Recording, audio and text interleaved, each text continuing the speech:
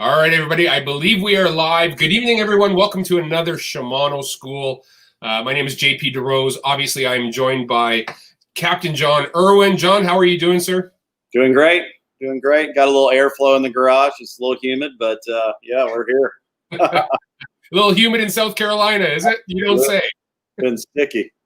Are the mosquitoes still like pterodactyls down there? Not too bad. Not too bad. The no-see-ums were starting to kind of sneak around a little bit, but yeah, it's not too bad. Well, in honor of tonight's thing, I've obviously got the Shimano hat with the red fish on one side and the Charleston on the other, and you're wearing a bass one, so that kind of works perfectly. Yeah. You're honoring my tradition, and I'm honoring yours here. Perfect. Yes, sir. All right. Everybody, welcome again. This is another Facebook Live and YouTube Live for Shimano, the Shimano School Series. We've been doing this quite a while now. I believe it's been 4 months, I think we've been doing this. And tonight we're going to be talking Low Country Inshore with Captain John Irwin.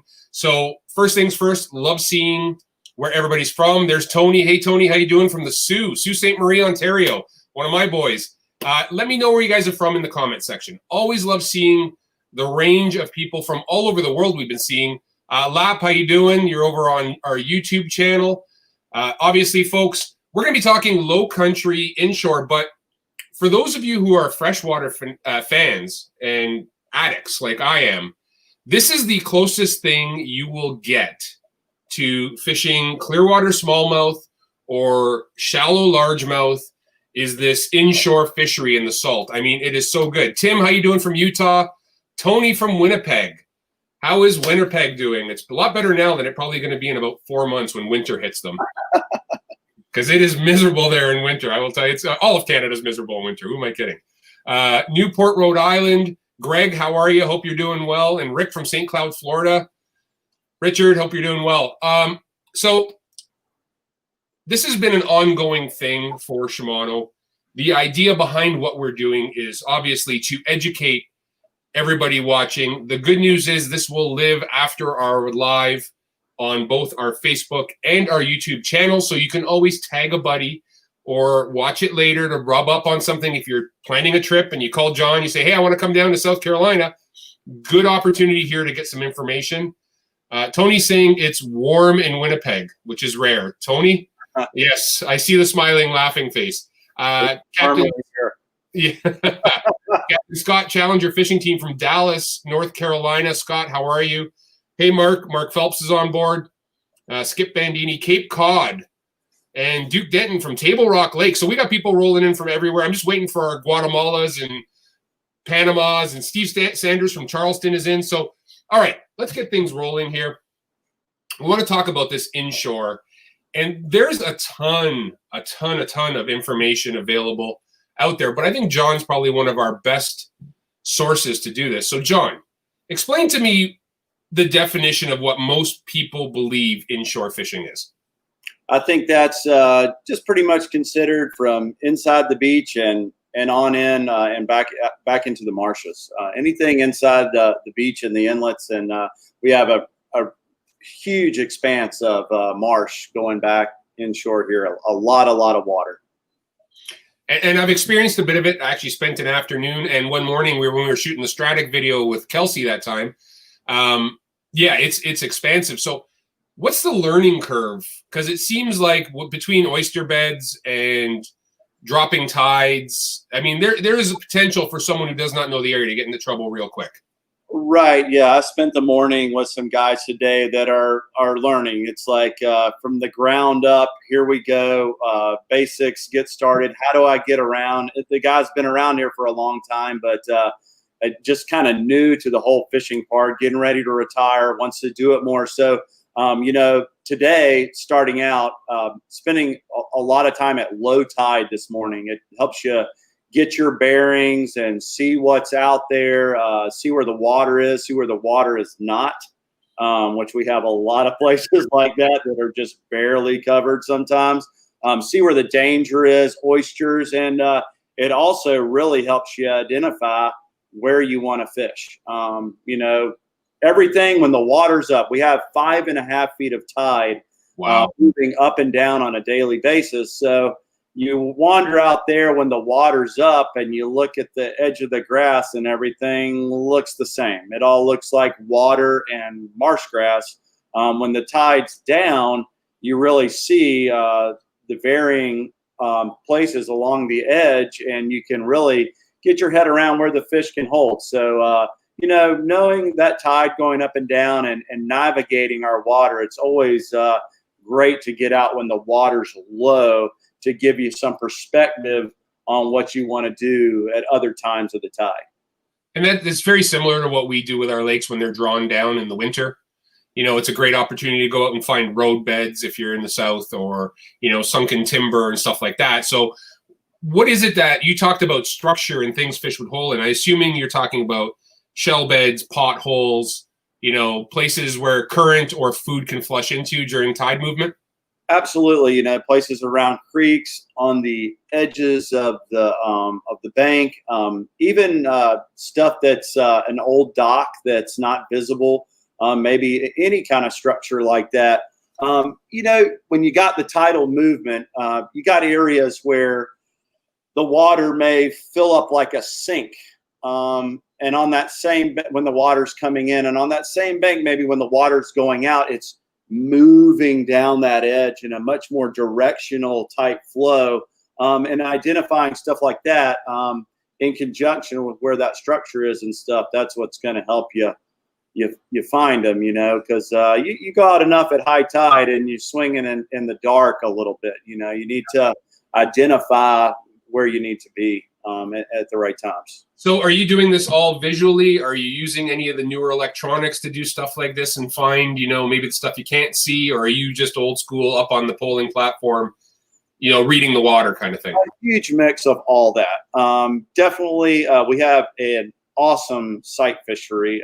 We have days where 99% of the fish we catch are fish that you're looking at in the water and you're feeding on the bait or you're feeding on the fly.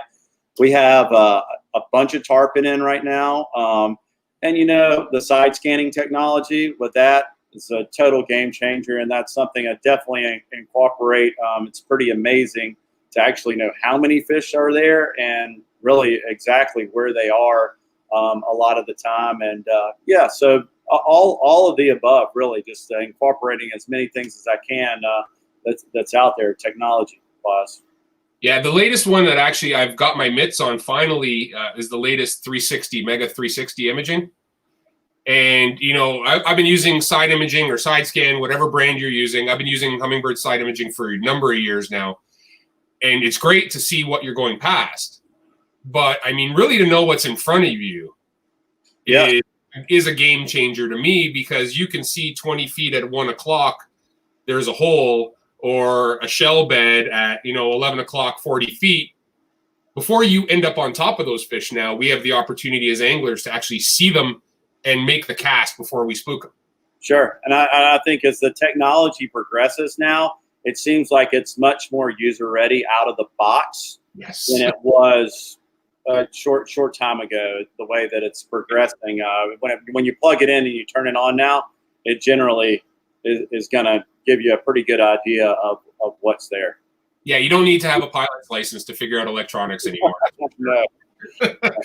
Unlike operating a drone these days, because now you do have to have a pilot's license to operate a drone.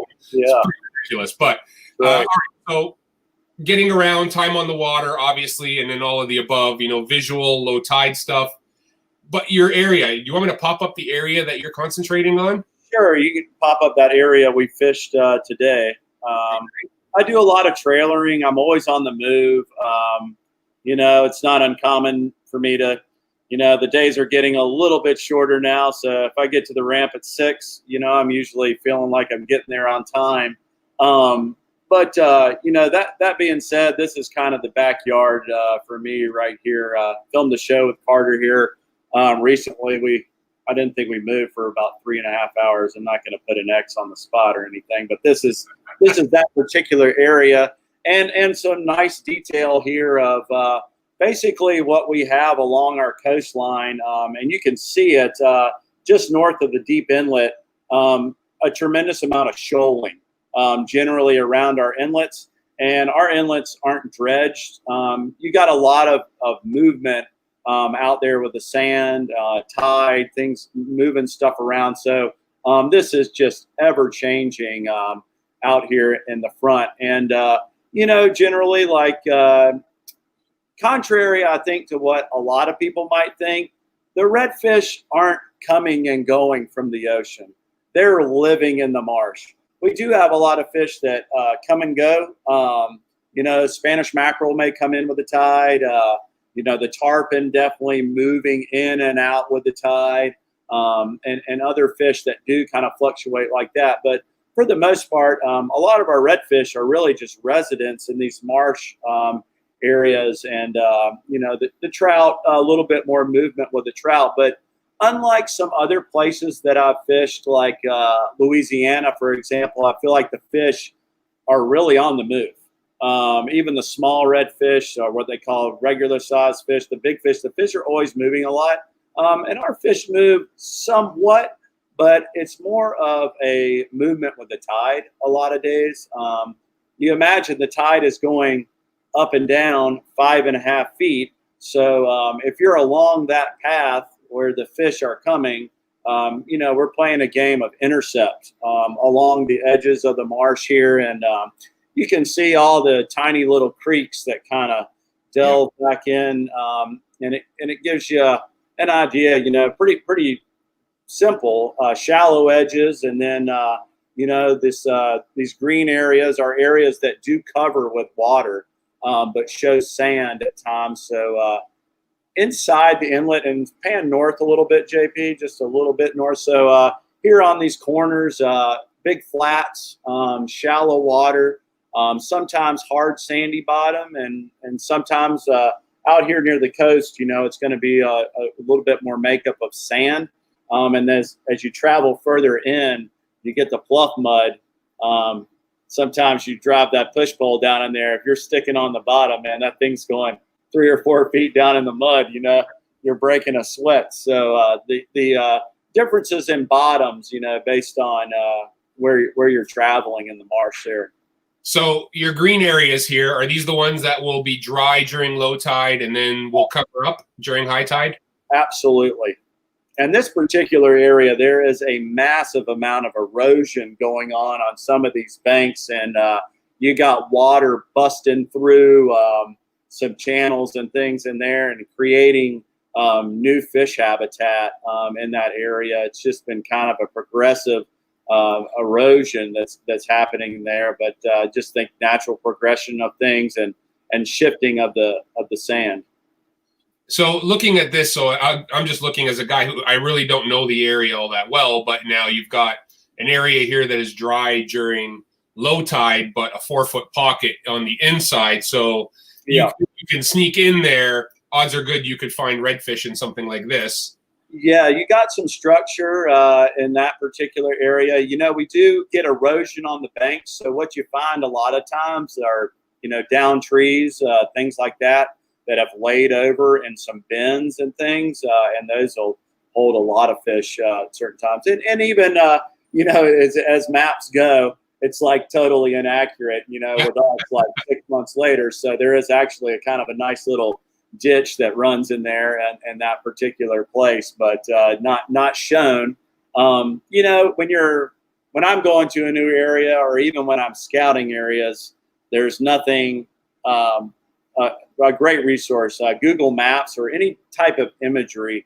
I love Navionics, of course, to kind of give you a shell to work from, and then using, you know, if you don't know, at least from my experience, all the satellite imagery of inshore fishing is generally low tide pictures. So really? In our area, and I could be wrong, but I feel like most every imagery I look at is taken at low tide. So that can also help you in an area where channels, we have very little stuff that's marked. We got some channel markers here or there, but there's a lot of stuff that's not marked that you can decode via satellite imagery. Well, here's a prime example, right? So, yeah. So this is the right here that we were just looking at, correct? Yes, that's right. and definitely a low tide shot. If you kind of zoom in on that point, you kind of track that darker water along that edge, obviously, where there's a lot more current. The current's pushing and then, shallowing up. But you can see it kind of spins out and around and comes out this way. Yeah, the imaging software really took a lot of the guesswork of having to drive up and down every single one of those creeks. Yeah, no kidding. Finding structure and finding things, some new houses back there blocking the way. I was going to say, that looks like a horrible place to live. Yeah, he stuck his dock right out there in the middle of the creek. There's somebody fishing right there. Yeah, it's me. So satellite imagery, obviously a great option for people to really see the low tide options, and then having Navionics as your starting point. Let's talk about tides a bit, because for me as a freshwater angler, it's probably the most confusing thing is understanding the tides. And I've always heard from, and I have limited saltwater experience, but I do know that, you hear some guys, you talk about the tail out of the falling. It's not good during slack tide. The fishing's no good. Some guys prefer, beginning of the rise. What is it that you look for with tides? It's such a common question, and it comes in a variety of deliveries. It's like, what's your favorite tide to fish? I think that the way that I think about it a lot, and the way to a good way to explain, when the water's high, you have a lot of volume of water. You have a lot of area that the fish can be in, and then when the water's low, a lot less volume of water and a lot less area for the fish to be in. A lot of, I would say this time of year, a lot of the action that you see with the redfish on shrimp and things like that in shallow water is going to take place when the water is low, or maybe just covering the oysters. You got to have the water moving to get the fish moving. Everything really revolves around that water movement, even the movement of the bait. The guys this morning that I had out kind of building from ground zero, the one thing they want to know how to do, they want to know how to catch bait, square one. So throwing the net on a bank, the tide's slack, there's some shrimp there. But once that water gets moving, there's a lot of shrimp there. Everything's moving with the tide, and so the fish that you're after are moving with the tide too. Interesting. So moving water, obviously probably no different than when I fish steelhead in a river. The current positions the fish. Absolutely. Yeah, they're on those spots. And are they opportunistic like a steelhead or a river smallmouth, where they're going to get on the lee of structure to ambush and conserve energy, or are they a little different? I think they're a little different in some aspects. I think that they don't mind somewhat some fish, much like a striper, like a redfish, that water pressing against the front of that oyster, or a seam coming off the side of it. It's interesting, how when the tidal movement, we get a seam off a point, or whether it's off the back of an oyster, much like you do in the river. And a great way to think about it, those fish love those seams. Say you got a bank and the water's just clipping right down the bank, and then you get a little cove in the bank. Well, that little place where that water kind of clips off the end of that point, and you got that soft water laying back in there, generally those seams are great things to look at. So if you're already used to fishing in a river, how to fish in a river here. Yeah, we treat seams like structure. No different than finding a log or a rock. It's structure, because 9 times out of 10 in a big flat, like you said, I'll drift my float down for steelhead on that seam, because it's that area where the fish kind of get in and out of to feed. Sure. And I think it's natural to think that the fish are generally going to rest in the lee. But a lot of times I think when that bite's on, they're right up in that current, and they're letting it come right to them. Another thing here that we experience a lot is like maybe a large mud flat and then an immediate change of depth and varying bottoms there. So you'll get like maybe up on that mud flat, that's that squishy mud I was talking about. Yep. It drops off that edge and that bottom's a little scoured out right there, and it's kind of some oysters broken. You know, the fish, they like that, you know. So do you go by, I'm just thinking outside here, just out loud, but if you have a very big squishy bottom in an area, is it safe to assume that the tide isn't flushing hard over that area and that's why that softness remains? And those bottom areas are areas where the tide flushes hard on? Yeah, I would say that could be accurate, you know, probably 90% of the time. You probably got some squishy spots. Some rivers here are just plain squishy. But then some areas, you know, where that tidal movement is, it definitely creates that scoured out that bottom. That flow of current, you know, the guys this morning, I was like, okay, see this bank here, we've got great water movement. The tide's been coming in for an hour and a half, but we go to this bank here and it's just sitting there. That's not what you want. You want right. that water moving. It's not that I have never worn out fish when there was no water moving. You know, they always surprise you sometimes, but you know, when you generally find them where that water's cooking. All right. Well, let me say a couple more hellos. Matthew from Corpus Christi, Texas. How you doing? Francisco from Chile. Tex from Fiji. So people are rolling in. Hope everybody's doing great tonight. Again, this is another episode of our Shimano School, our weekly contribution to education of anglers. And this week we have Captain John Irwin with us talking low country inshore fishing strategies. Do me a favor, folks. If you could do me a 3-second favor, click the share button, help us get the word out from both of you guys, all of you guys, either on YouTube or on Facebook. This is going to live there once it is completed. We're 21 minutes in, so we got lots of information coming at you. Tag a buddy who needs some help in the inshore. It's always a good thing. They may find it insulting, but in the end, you're just trying to help them. So I would tag a buddy if they really aren't that good at fishing the inshore, because we're going to lay down a bit of knowledge here. John, if you don't know, incredibly traveled, well-versed in a number of species and techniques and fisheries, but his home base in Charleston, South Carolina, very knowledgeable about what we're going to be talking about today, which I think we're going to concentrate mainly on redfish, trout kind of deal here, John. Yeah, and I think, you know, we've got some other great things happening now. We're far north enough to where our migratory fish are here as well, and you know, along those similar patterns of everything else, the tarpon are, you know, sometimes not so different than the trout. You know, where they line up seams, drops. Places they like to sit, just a bigger animal in a bigger space, but in a very similar environment. And the one thing that I've always been so amazed at over the years, you know, generally our water here is darker, you know, and it can be very muddy at times. We've had a tremendous amount of rain, but the water today was surprisingly nice and green and pretty and clear. And then some other areas a little bit more churned up. But over time, traveling and fishing other places and the other techniques that work in other areas, that it just seems like it wouldn't work here. It's just the same thing.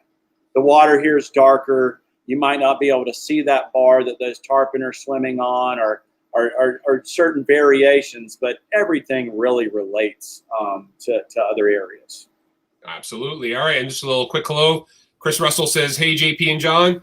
Hope you're doing well, Chris. So, John, let's talk about a setup. Let's just say someone's new to the area or wants to get into it, because it seems like during this COVID time, fishing sales are off the hook. There's more people engaged in the sport, which I think is a great thing. Yeah. More people are engaged in the sport than ever before. The problem being finding tackle sometimes. I mean, has been hit very hard.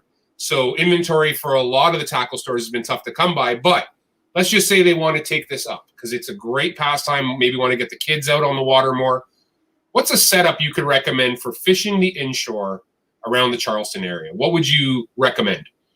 I was watching Carter's episode, and Carter talked about, well, I need like, you know, most people need 3 rods, but I usually take about 20 rods.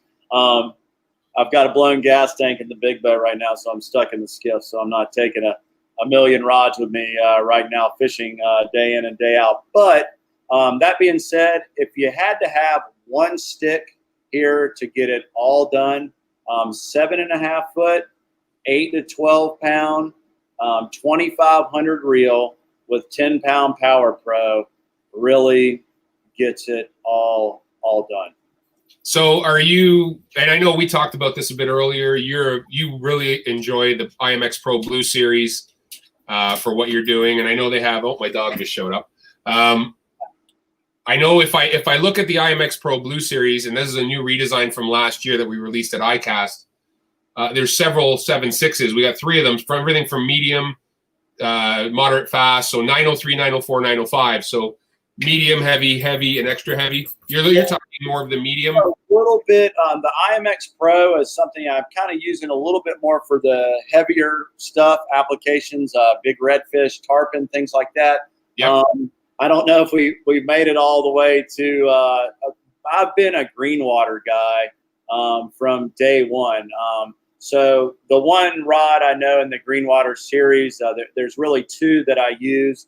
The 9000S is like a 6 to 12, and then the 901S is a 10 to 20. Okay, so I'll find this quickly for you. But if you were talking Imx Pro, that'd be on our SJR lineup. Yep. So there is a ton of Imx Pro is probably our most diverse lineup that we have in terms of everything. But the newly redesigned SJRs are what you're talking about, and they would be the ones that would replace your old 9000. Right. So not SYR, we're looking for SJR. There they are there. So here's a prime example, John, of what you're talking about. So 901, 902 SJR. I'll pump these up a little bigger so people can see them. 901, 902 SJR. So both 7'6", 1 medium light, 1 medium power. So rated 6 to 10 and 6 to 12 pound. That's the kind of idea you're talking about? Yeah, probably leaning a little bit more to that 6 to 12. And when I say you get everything done with something like that, it's Spanish mackerel, redfish, trout, flounder, triple tail, fishing with popping corks with live bait, fishing with an 1/8 ounce jig head, throwing a top water. Really, you're getting a lot accomplished with that one rod.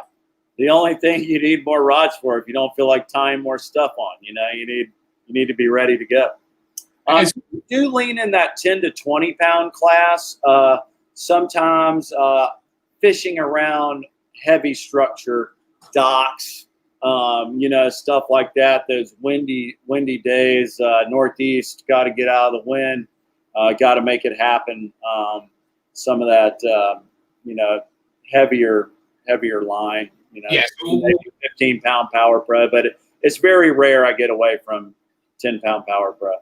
And on the Shimano side of things, rod-wise, obviously you're talking about Power Pro. Let's talk about Power Pro a little bit, because it really has changed the game for a lot of people.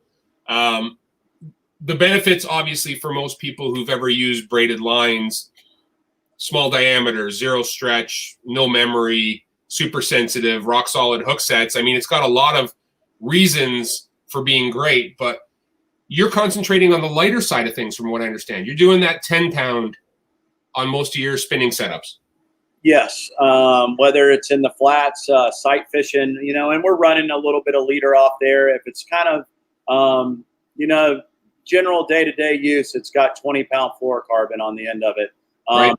I don't think that you run into issues here with the fish, especially the redfish, seeing the line. We're not trying to combat that as much as we are fishing around a tremendous amount of oyster. And it's like razor blades, that 20 can, or that fluoro on the end can save you sometimes. Sometimes maybe stepping it up to 30. But 10-pound braid and that little bit of leader. The braid, with all that tidal movement that we have, and I think we talked about it a lot here when we're doing seminars locally, and stuff that we're fishing. We really, when I was younger, we always employed this technique. You wanted the bait on the bottom, and you wanted to bounce this bait across the bottom. And we used a lot of, quarter-ounce jig heads, the old red quarter-ounce. And, as things kind of progressed and braided line came along, in our environment, it's much better, and you get a much better presentation. I get a lot more bites, much more effective fishing. To be able to fish a lure like something like this, just a soft plastic with an 1/8 ounce jig head across the tide, much more than I want to get it to just kind of land on the bottom. And that braid, that thin braid, gives you that feeling and that being able to move that bait down the current, down the bank, rather than just kind of casting it out and bringing it back to you. So again, reading that water and using the current to your advantage to present that bait as naturally as possible. It's kind of the idea there. So that heavier, rather than the crash and bang of that heavier jig head smacking the bottom the entire time. Yeah. A lot of people are, I think, there's a misconception of it. It's like the redfish definitely like it on the bottom. They want it down. But the misconception of, okay, I need to get this thing to the bottom in a hurry. It's pretty rare that a 1/4 ounce jig head makes it onto the end of my line unless it's a very, very windy. And at that point, we're trying to overcome feeling, especially fishing the plastics, that little bit of extra added weight. You get that tension to the line a little bit sooner, and you're going to feel that bite a little bit better with all that wind blowing on you versus the 1/8 ounce. You taking more advantage of the way your bait's moving. Okay, so when the water muds out, it's obviously a challenge because visibility is reduced quite a bit for these fish. Do you find maybe the heavier jig head making more noise on the bottom is helpful, or do you still apply the same, that same 1/8 ounce jig head mentality in drifting?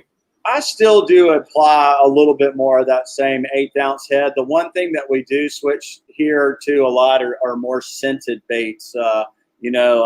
Z-Man, the scented plastics and stuff, or a good game changer when it's muddy, and it gets muddy, and you got a pile of fish in there. You got 10 fish sitting in a little spot on the bank blasting shrimp, and you can pull that thing across their backs one time and pull a scale off, and then not get a bite, then get a bite on the next cast. It's kind of they're biting stuff that just kind of moves by their face in there.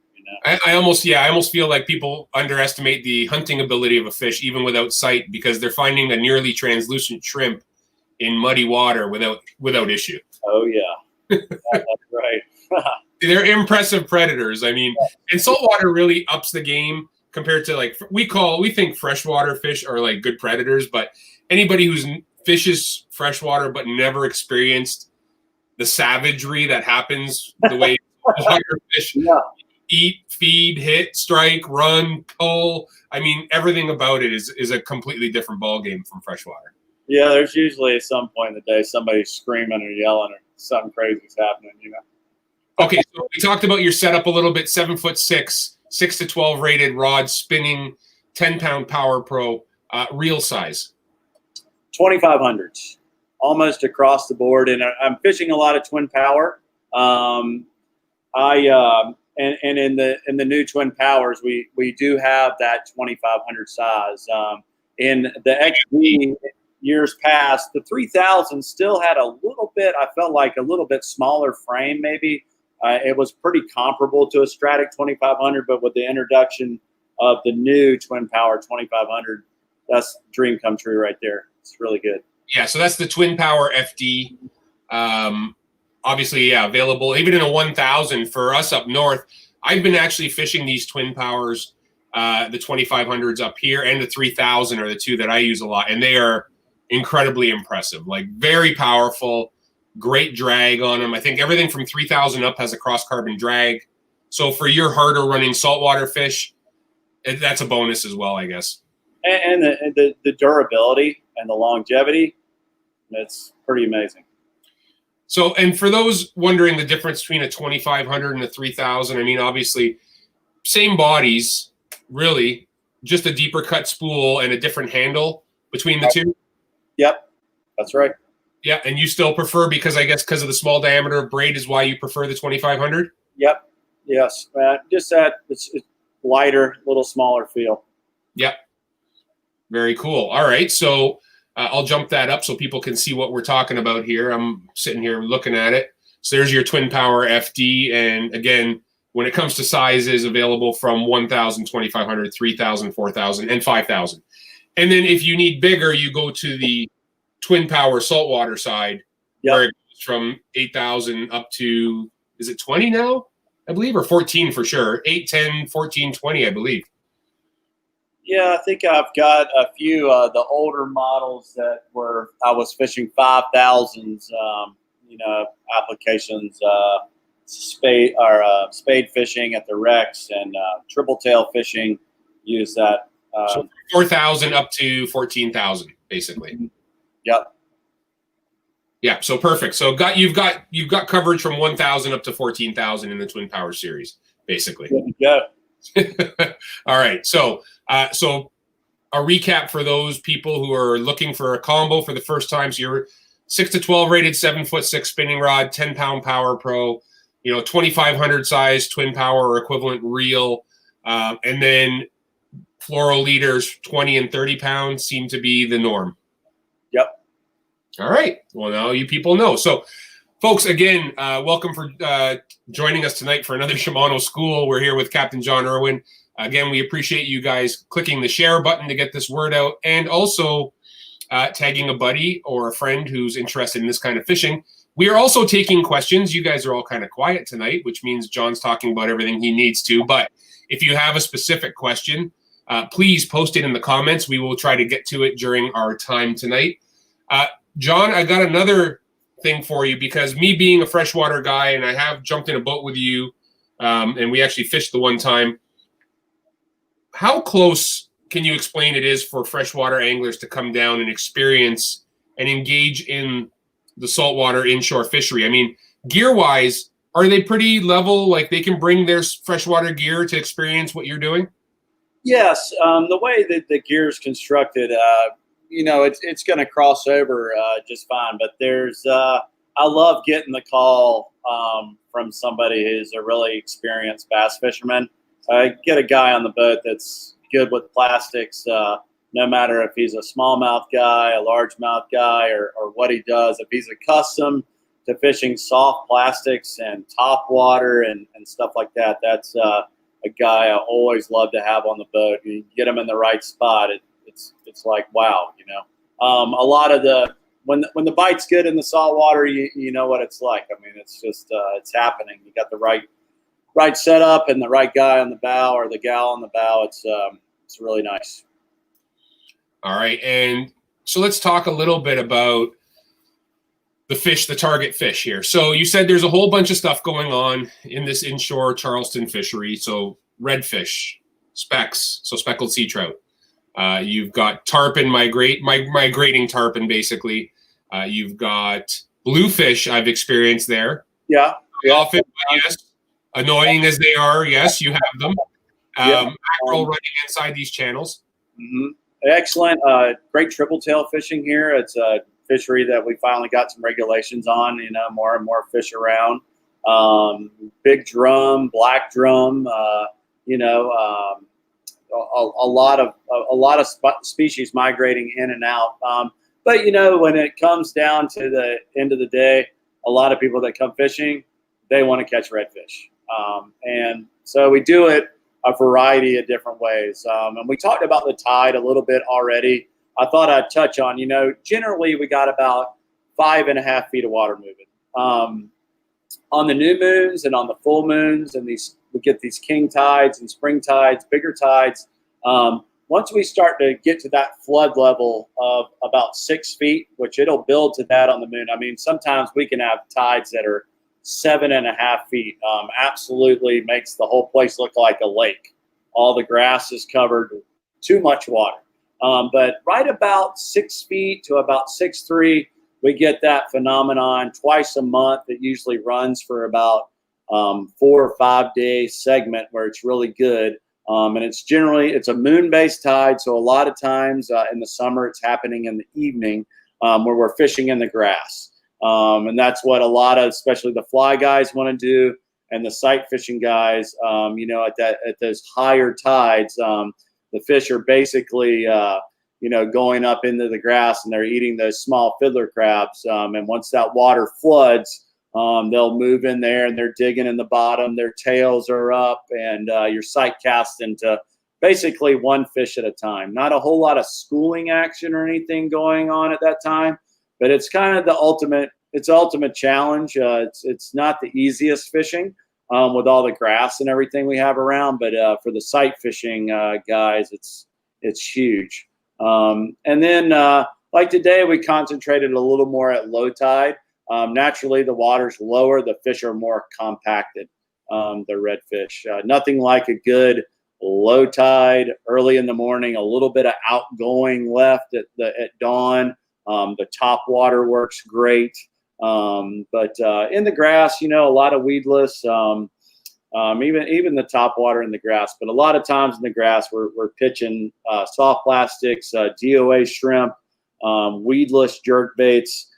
This crosses over from the bass side. The Grinch, always good in the grass. You're just answering a question that Ed had for you, so it's kind of perfect. And Right. you favorite plastics for inshore fishing, so. So we fish a tremendous amount of DOA, Z-Man. We fish the shrimp, 8 ounce and quarter ounce jig heads, Ed, are ideal. All the new Colt Sniper. I thought I had lost them all, but I have hanging on to this one last 85 new Colt Sniper. The 110 is kind of general size, and then the big guy. Throw for those big bull drum. JP pulled them up there. But all those are excellent. So with the Colt Snipers, there's silent, right? And there's high pitch, the twitch baits, and then there's the walk high pitch. Is there a point in time where you would prefer to use a rattling topwater versus a silent? Absolutely. I think we do get situations where, and sometimes you go back in these creeks, and you've been back in there with me, JP. You can barely get the boat in there, and you're like, what's back here? Some 10, 12 inch fish, and there's 10 to 12 pounders laying in the back of that thing. You get a big load of fish laying on an oyster bed, and they're slurping on shrimp, and they're all peaceful. The last thing you want to do is sometimes jerk something really loud across the top of them. That silent works really good if they're kind of laid up back there like that, and you're going to get a couple good cracks at them, so want to make it count. So the silent works good then. But for the most part, like a morning like today, there is finger mullet all over the banks, and they're all about 4 to 5 inches. It's hard to beat imitation of a 4 to 5 inch finger mullet with a 110 Colt Sniper. Yeah. So and for those wondering, 110, the 110 stands for 110 millimeters, which is 4 1/4 inches. So it fits right into that profile of what John is saying they're feeding on. Picking a color to match that finger mullet. Or are you a bright? I know you like bone colored walking baits. What are your colors that you go to for your area? Generally, and the rule really applies to the plastics a lot of times too. We have a dark bottom here. It's either mud or it's sand, and if it's sand, it's dark. Sometimes people think the water's muddy, but you take a closer look, you're actually just seeing the brown bottom, and you can see through the water. You just it can be confusing. So dark against dark and light against light, trying to create some kind of contrast is usually what I'm going for. So sometimes early in the morning, it's going to be the darker ones. Even that the mullet imitation, silver mullet right there in the middle. And as the sun's brighter and blue sky, clear water, I'm going to switch more to those bone colors. And things like that. So trying to contrast, you know, we've had a ton of rain and it's been socked in and cloudy. So that topwater bite has been going. And even here, sometimes, man, you can throw that. If it's red fishing and they're there and it's happening, you can throw that thing all day. It's a great way to find fish. And there's nothing more exciting than watching something explode on a bait you're working. I mean, it's just been phenomenal. Yeah, I get the comments sometimes like, I've never thrown topwater past, you know, kind of when the sun comes up. You can keep throwing it. You can throw it all day. There's your traditional white bait imitation. So imitating the pilchard, which pilchards, I mean, if I were to ever come back as a fish, the one thing I wouldn't want to come back as pilchard, probably, considering how they are eaten by just about everything that swims. Yeah, yeah. There's a miserable existence for you right there, coming back as a pilchard. Yeah, or a small shrimp. All right, so let's see. Oh, here's one. Tony's saying, by looking at John's room in the background, who has more rods, JP or John? Yikes. Yeah, right. You got a pretty good selection there, John. There's no doubt about it. Carrying around these rod racks, this is the second residence. Yeah. It's quite the setup you got there. We were talking about it earlier. You got a line spooling machine. So how many days, out of curiosity, how many days of the year are you on the water? I'm easily making, working with clients, making about 225 to 240. And then like I had a cancellation tomorrow. I can't wait to go fishing. I haven't been on that bow in a while. So, you know, I'm going with a good buddy of mine tomorrow. Looking forward to it. Do you get someone to push you around? Is that the idea here on your day off? Tomorrow I get to be on the bow a little bit, man. I tried to get Blaine to go, but couldn't get him.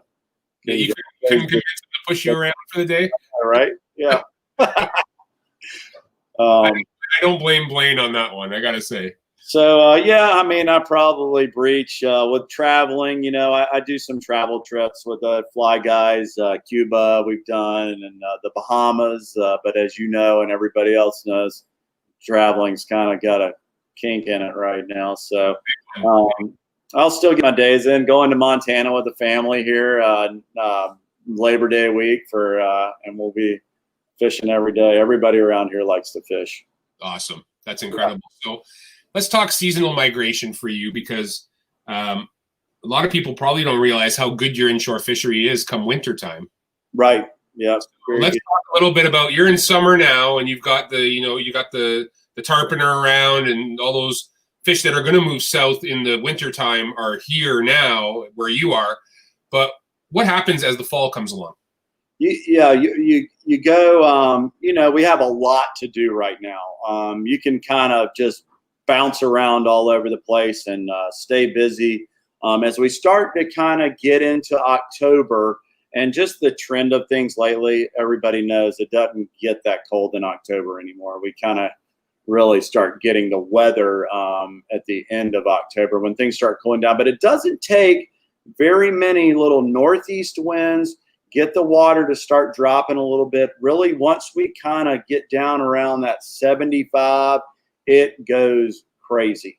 The top water bite, the red fishing, the trout fishing, just phenomenal days. In anything that you could imagine, catching them at high tide, catching them at low tide, it just kind of, you know, it doesn't stop. You know, that gradual decline in temperature, those fish are reacting to that, and they know it's time to get that, you know, feed bag on. And that starts occurring in October.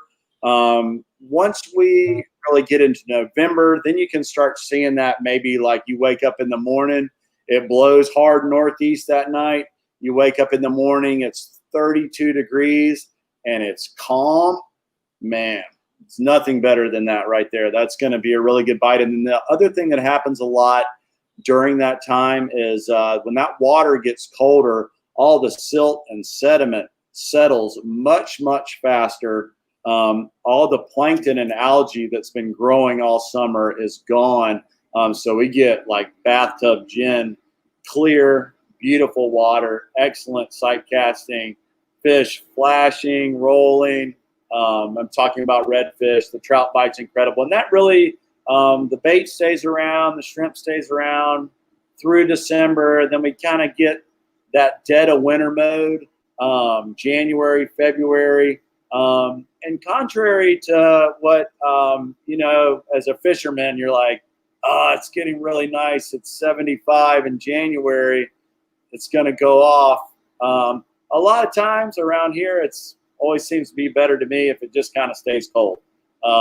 You do great on those cold days. The fish are a little more lethargic than they are, but they still bite really well. But that being said, too, they've kind of gotten into these big schools. The bank that you were fishing in October that had fish from Creek A to Creek B, that you caught them all down that shoreline, now a lot of those fish are in one little spot on that bank, and they're all ganged up together for protection, for feeding, for a variety of reasons. They're schooling, and they're schooling tight. Man, the colder it gets, the more that ball gets tighter. And you get a good high sun, 10:30 in the morning in wintertime, and get out on one of those clear flats, see that big black ball out there. And that's a lot of up on the platform, pushing, fishing shallow. But on the banks, I'm running a very traditional setup like you would for bass. My trolling motor rarely comes off the boat. I live on the trolling motor with the plastics guys and tarpon fishing, and a mix of poling and running the trolling motor. Then progressing into spring, if you get a hiccup here with the inshore fishing, it can be like maybe in May, can kind of grind it a little bit some days like that, but that's when the cobia fishing's really good, so it doesn't matter. Oh, I know you love your nearshore cobia fishing. Other things are happening, so and then we're back into July. The tarpon are showing up. It's just kind of a cycle, but it is an awesome year-round fishery. I really, through all my travels over the years, South Carolina kind of stayed off the radar until Shimano's head office moved there. And then, going down and meeting you, and then talking to the guys down there and fishing with Blaine and seeing what's available, both, inshore, nearshore, and offshore, which is really an untapped gold mine. I mean, I'm seeing pictures that, both Dave and Blaine are putting up with just, grocery carts full of delicious critters that love to eat a butterfly jig. I mean, that to me is, you're in a great area for variety, which is really cool for not stalling out. It's like being stuck on Lake Erie and only being able to fish smallmouth the rest of your life. You guys can switch gears at any time.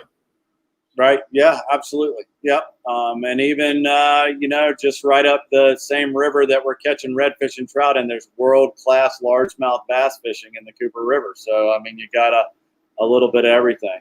Yeah, for sure. I got stuck up there last winter, scratching my head trying to find those tidal bass. To find redfish, the tidal bass they're a little different. A lot harder. Largemouth are a little more cover oriented than you would normally experience with your fish down on the bottom. Yeah. So here's one that I know you talked about it. Austin's asking ideal backwater spinning setup. So Austin, I'll let John just recap that for you. So John. Yeah, Austin, something in that 7.5 foot range. 7-footer, maybe a little short. We like to be able to cast farther, and generally, for me, the little bit longer rod, the little bit farther casting. So 7.5 feet, a 2,500 reel with 10-pound Power Pro is kind of the ideal do-it-all setup here. And Austin, when you're looking for, you're going to walk in and see all these rods, and you're going to see power in action on them. So when John's talking, he's talking 6 to 12 rated, so like a medium power, fast action or extra fast action to help with that casting, John? Is that what you're looking for? Yeah, and depending upon the variety of fishing that you're doing, if you're a plastics guy, and then you're also wanting to fish a little bit of bait, that medium action with the corks and live shrimp or live finger mullet, it aids a little bit in not flinging the bait off. It's a much better setup for throwing live, with the corks or, a couple split shot and a hook or something like that. All right. And here's one from Houston, Texas. Tim, how you doing? So we talked a little bit about this as well, but it's always good to recap because people are just tuning in. during those peak windows of time, major feed periods, minor feed periods, have you noticed an even smaller window of time that is generally better? Example, last 15 minutes of the major, first 15 minutes of the major. So I've spent a ton of time with one of my best customers fishing down in Texas and chasing those trout all over the place, South Padre, Port Mansfield, all over, and been over to Calcasieu. And Texas, to me, it's so reliant on the majors and minors in those periods. For me, it's something that I might not look at quite as hard here. I focus a lot more of my energy into those tide cycles. That being said, if you kind of held that lunar table up against the tide charts, you're always going to notice a huge spikes in the activity around full moons and new moons. So here, imagine that full moon. We've got the tremendous high tide, and also we got a tremendous low tide. So we have a much greater volume of water that's going up and down, versus in the middle of those moons, a very, very mild tide. Sometimes it's hard, and that's usually when that table's a little bit off. You're not getting it's not showing great activity on the lunars. You're in that period for us where there's not much tidal movement. Sometimes it's hard to find that water moving just right, and then a tremendous amount of water moving is a blessing and a curse. Sometimes the fish are traveling through that cycle that they move up and down the bank on a daily basis a lot quicker than they normally would. But that being said, here a lot of my focus and attention a little bit more goes into the tides. But if I'm sitting in my room in Port Mansfield and I'm going fishing with a guide and waiting for speckled trout the next day, I'm staring at the lunar tables when I'm down in Texas. All right. Well, Tim, hopefully that helps you out a little bit. We got another one here from Scott. What's your live bait rig setup if you're fishing finger mullet? So a couple different ways, or really 3 different ways. I thought I brought a rod over, but maybe I didn't. So they got the 10-pound braid, or maybe if it's a 15-pound braid in some instances, fishing around a lot of oyster, a little bit of 30-pound fluoro, and a 2/0 circle hook. And on that, a couple of split shot. Another way to rig that, egg sinker, swivel, and then a short piece of leader. And then the third way is underneath a cork. And if I'm going under the cork, I'm usually using a J hook. The one thing that's really important to remember, if you're fishing that finger mullet on the bottom on a Carolina rig or on those split shot, you want to keep that distance between that swivel in the hook or the split shot in the hook very, very short, less than 6 inches.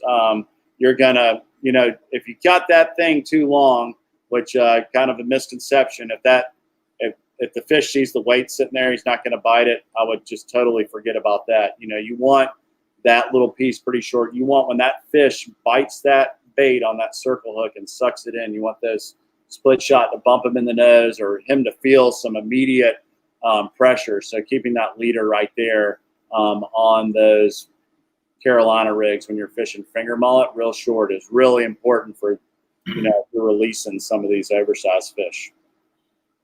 All right. So Scott, hopefully that helps you out. We're getting some freshwater questions. So folks, we're not answering really the freshwater questions about bass fishing so much as we're dealing with the inshore saltwater with John. I will try to get through these questions, or someone from Shimano will definitely help you if you're asking about X-Pride rods for, frog fishing and Chronarch reels. We can definitely help you out. So I will let the folks at Shimano know, and we have a very, very knowledgeable online team that can help you out with those questions. Ice Cold Dan 26 from our YouTube channel, just getting here from Wilmington, North Carolina. Dan, I hope you're doing well. He said he just picked up a Corrado spinning rod, 6-foot 10-inch medium extra fast. Be a great little inshore rod, actually. It'd be really fun. Other than the casting distance, pretty much right on the money for what you're talking power and action. Oh yeah, absolutely. Something I do personally, fish a lot of casting. We're in the land of spinning. You know, there's mostly, I would say, in our environment, you know, people are 90% spinning here, but casting definitely has its place, and that setup you got there sounds really nice. So with that Corrado rod, he's looking for a reel for inshore fluke reds and trout. 2,500, I assume, John? Yes. Are we talking casting or spinning? That's for that Corrado 6-foot 10 spinning rod. Oh yeah, yep. 2,500 10-pound braid. There you go. So Dan, you know, whether you want to start at Noski and go all the way up to Twin Power or Stella, depending what you like, there is a ton of reel options for you. But main thing, look for that 2,500 size. That would probably be perfect, especially for the fluke. I mean, for me, I've experienced fluke fishing in the Northeast, and it's that very much. Do you guys fish them up and down as well here? Is it the jigging with the tip minnow jig? Do you do that? Fishing a lot more casting out, and you know, they're coming on a lot of Carolina rigs. Not as much drift fishing in this environment as there is a little bit north of us. That's a tactic that's much more employed, and a tactic that I used to use here that worked well for me for some time, but in recent years has not worked quite as well. A lot of the flounder that we're catching here are coming via cast. White grubs, white bucktails, and you know, finger mullet on Carolina rigs. So same baits they're using in the Northeast, just a completely different presentation and tactic. Right. Yeah. And I mean, those things would also work for the reds and the trout. Absolutely. Yeah. Yeah. One rig does it all. Yeah. And Dan just said, yes, mostly casting. So there you go, Dan. Hopefully that helps you out there. So 2,500 size reel, plenty to choose from, obviously, when it comes to spinning reels. And you can go in through, if you want something 2,500 size, Dan, you're going to be looking on our freshwater side. But the good news is a lot of the reels are completely compatible and will work great from Noski all the way up. So something to fit your budget for sure. Well, we have done 1 hour and 3 minutes already, John, believe it or not. Yeah. But listen, anybody have any last minute questions, please feel free to fire them up while I'm going to close this thing up. I want to thank everybody for joining us for another episode of Shimano School this week, obviously with Captain John Irwin, talking Low Country Inshore. Again, guys, this is going to live on both our Facebook page and our YouTube page, so you can always refer back to this if you need a refresher. There's 1 hour of great content here, whether you want to talk map work or using satellite imagery or what rod and reel setup. Dan, you're very welcome. Glad we could help. And, you know, I think for everybody, this is a great opportunity. Just brush up on your knowledge. You know, watch these videos. There's a ton of them out there. I mean, whether you're looking, we did canyons with Seth and with Seth Funt and with our good friend Captain Jack Sprangle. I mean, from canyon fishing to skinny water, you know, get stuck on a sandbar fishing, we're trying to cover everything. And even on the freshwater side, we've handled everything from trolling walleye to largemouth to smallmouth. So lots of content coming your way. I believe our next week is going to be with Greg DePalma, Bassmaster Elite Series Pro. We're going to be talking smallmouth. So if you love inshore fishing, you may want to hear about smallmouth fishing because it's pretty similar. So let's see. We got one last one we're going to deal with. Aaron, you're very welcome. Glad you enjoyed the info. Jed's saying he's been on the Wando and Cooper the last 6 trips without much luck, planning on Isle of Palms Marina Labor Day weekend, but he's not been out of there before. Would the water be cleaner after the rains or any other pointers? You know, we get around Labor Day, and even now, some of the water it looks fine. You know, the Wando and the Cooper got a whole lot more fresh water coming down than up around the Isle of Palms area. So you know, that water in the Wando and Cooper is going to still appear still very brackish, tea colored. You know, probably even at that time, and it looks like we're kind of stuck in this weather pattern for a while. But all the inlets going north out of Isle of Palms, staying in some of those areas and fishing those shell edges and things out by the inlets, and get out there and catch some shrimp and fish some live shrimp or some live bait, and should be able to find some fish in there pretty good. Maybe some top water early in the morning. And if you have the capability of kind of trolling, motoring down the bank and throwing some plugs and stuff. Tons of finger mullet around. There's more fish around right now than there is at other times. So it should work good for you. All right, Jed. So hopefully that helps you out. Again, everybody, thank you so much for joining us. Thank you. John, I want to say thank you. We really appreciate your time and your insight and knowledge on joining us for another Shimano school. So thank you very much, sir. Awesome, buddy. It's great to see you, man. Good seeing you. Hopefully I'll get to come and visit you in the near future. So folks, again, thanks so much for joining us for the another Shimano School episode. Please click like, share, send it out to your buddies, tag your friends. We love the feedback, and we hope everybody had a great time. We'll talk to you soon.